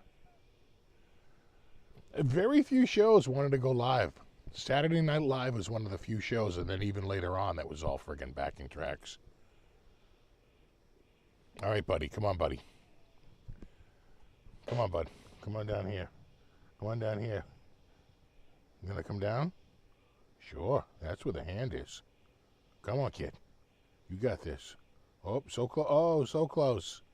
Oh, you almost had it. Oh, there he goes. Now he's down there. Working this cat. Yeah. This cat like a goddamn puppet. I know. He's bumping my leg now. Like, you son of a bitch. You talked me into this. I know. You got to go over there. I'll be over there in like 10 minutes. Give me like 10, 15 minutes, all right? You good? Oh, Jesus. Look what you're doing. It's a goddamn cat convention. You guys go hang out in the window. Is that a chipmunk? Did I hear a chipmunk? Yeah, go check it out. Well, the little chippy's probably on there. Goddamn chipmunk came to the window and was looking in the window the other day. And I was like, look at you. Look at you, little chippy. He's like, what's going on in here? Where are the cats who think they're going to get me? You're not going to get me. Big screen here. That's Cutie. Sweetie is the cow cat. Sweetie is, looks like a cookie dough ice cream.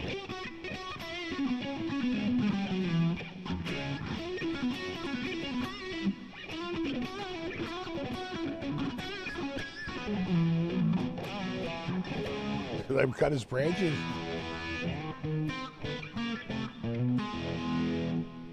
Maybe. No, they're not really tree dwellers, right? I don't see them in trees. Squirrels, yeah. The chipmunks. Chipmunks are on the ground, shrubs, and the fence. Oh my God, that friggin' chipmunk runs up and down the fence. Crazy. How many cats do we have? 4.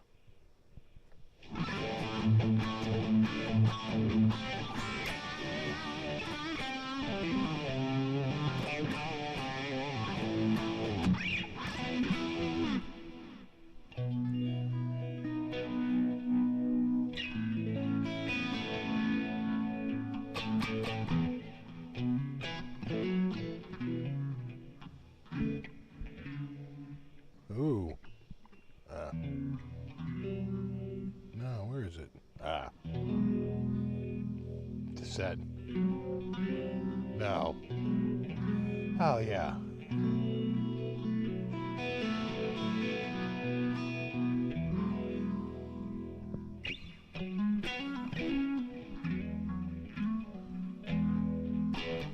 Yeah, once we had outdoor cats, when we had the outdoor cats, and all the cats now are indoors.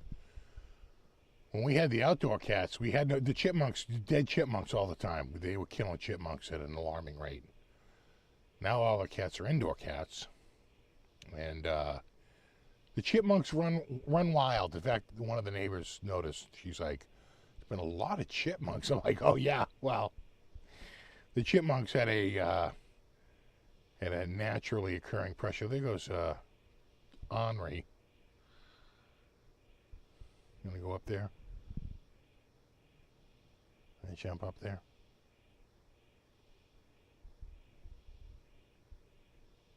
I think they're ready to go up.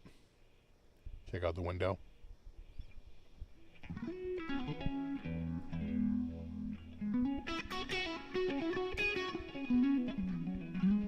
Yeah, I named Buddy. And Sherry named, my wife named Sweetie. My daughter named Cutie. And my son named the other one Henri, which is some friggin' like anime character. We're like, you're missing, that's Bingo, Bango, Bongo, and Irving. You know what I'm saying? It's like one of these things is not like the other.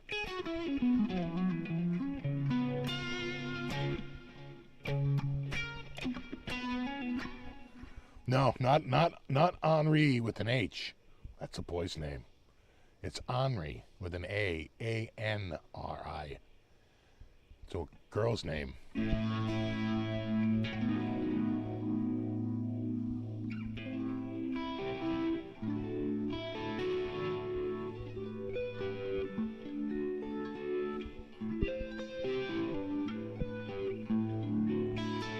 Exactly, the Mosquitoes did rock.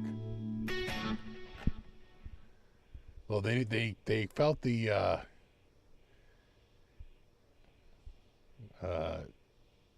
what was the name of the girls' band? You know, I forget it. Right.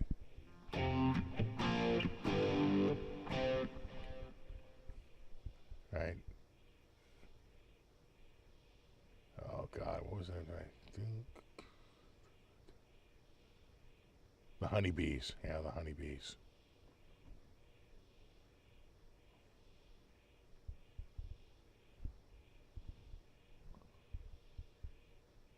Someone else just jumped up there. Am I seeing a tail?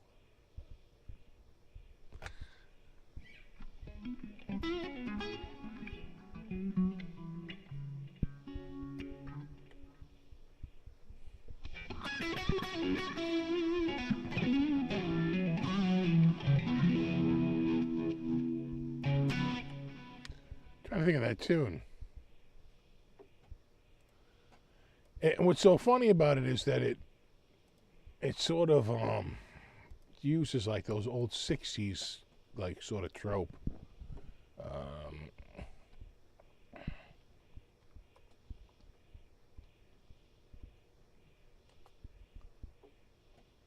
Yeah, you need us. Yeah. Right. You need us. Yeah. That's so 60s, right? Right. It's like, you need us. No, it's you need us.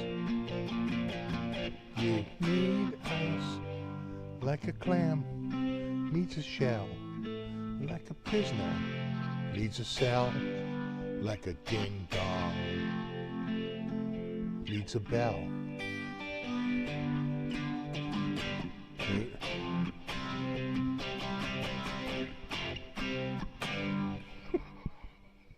That's so friggin' 60s.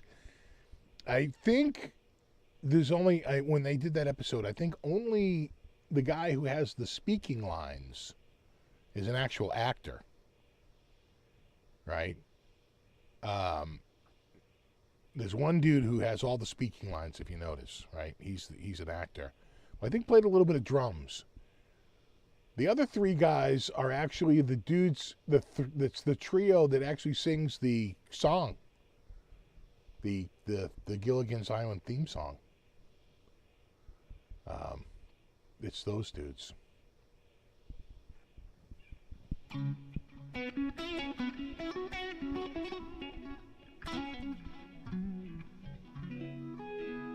Ginger was wiggling in that version.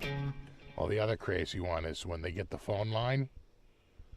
You gotta rewatch the one when the phone line washes, right? It's like a telephone cable that washes ashore after a big storm, and they tap into the line. And Ginger and Marianne, they give him a phone that's made out of bamboo. It's like they're not even trying to hide it. It's like, she's like, let me grab this bamboo phone and work the dial. It's like, what the hell is going on here?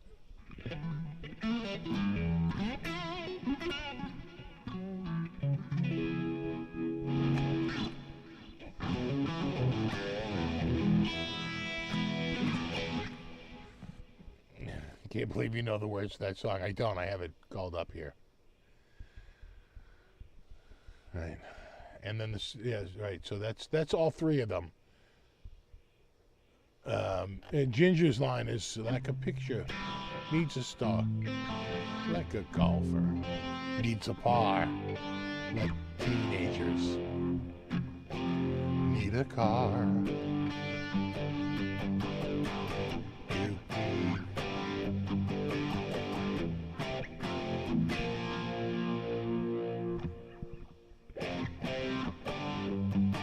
then Marianne's like a baby needs a toy, like Hawaiians need their poi, like a girlie needs a boy.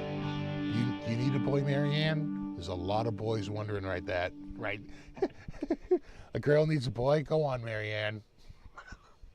Oh, God, they have Marianne in the skimpiest outfits, too. Jesus.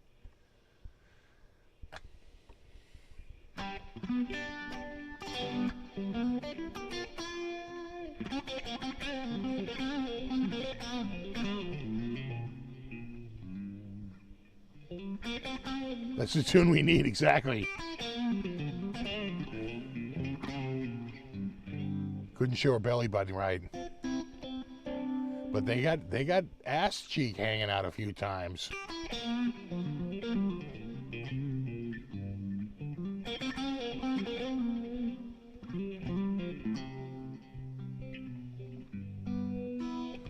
It was almost like Ginger was almost like a little too sexy, right? I swear to God, they used Marianne because it was a little more.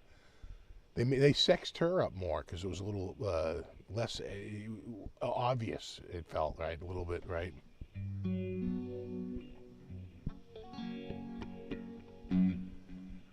The one with the phone line? It's either 2 or 3. They only did. I want to say 3 seasons, right? And then they were canceled. It's probably. Let's see if it's season 2. Don't bug the mosquitoes. That's.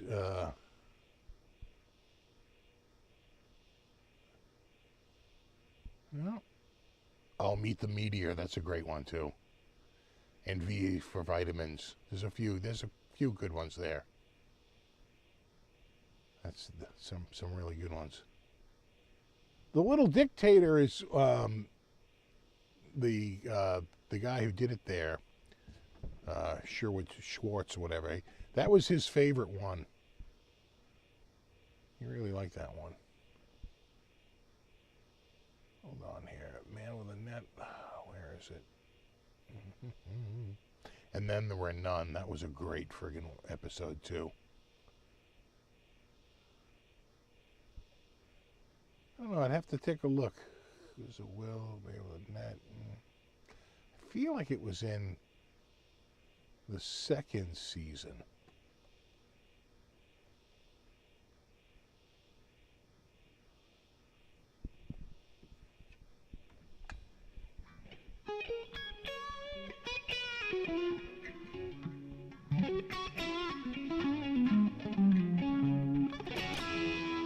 Yeah, it's season 2, episode 17. You've been disconnected.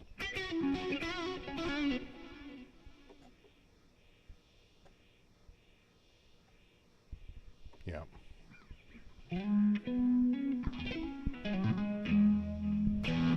Another good one was Quick Before It Sinks, right? That's when they think the island is sinking. So that one, they test out, what it will be like. And of course they build this very elaborate thing to test out if they can live at sea. And the skipper and Gilligan go in and they sit at a table and they try to have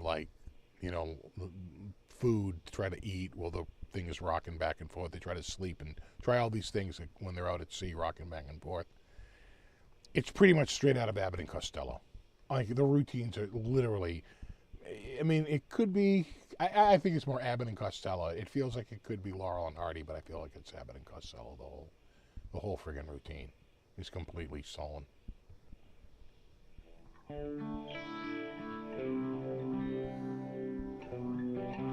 Another castaway should have stayed on that mad scientist castle. The great thing about that is, like, they just, all of a sudden they're like off the island and like on this whole other set. And the thing is, if you look at when that episode aired, I would have thought it would have aired around Halloween, and it didn't. Like in the middle, it was like February or March. Like, weird.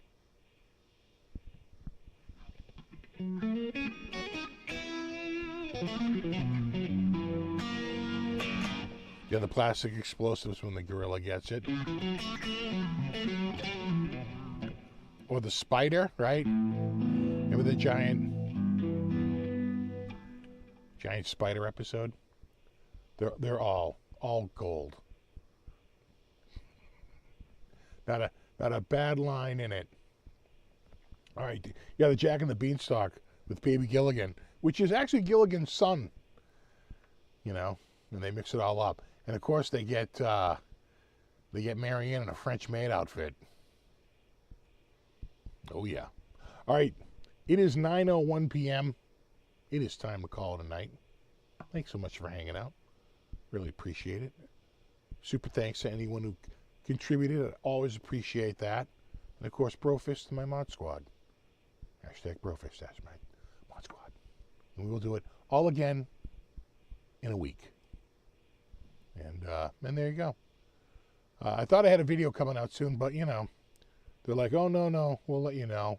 They're delayed. Donna. We'll see. We'll get there. All right. No, you rock. And we'll do it all again in a week. And maybe this week I'll saw some trees down. It's going to be like 80 degrees this week. We're 85 that they're saying like one day. Like we just can't get rid of it. All right, dudes. Have a wonderful week. And there you go. All right. I'm off. No, you rock. Later.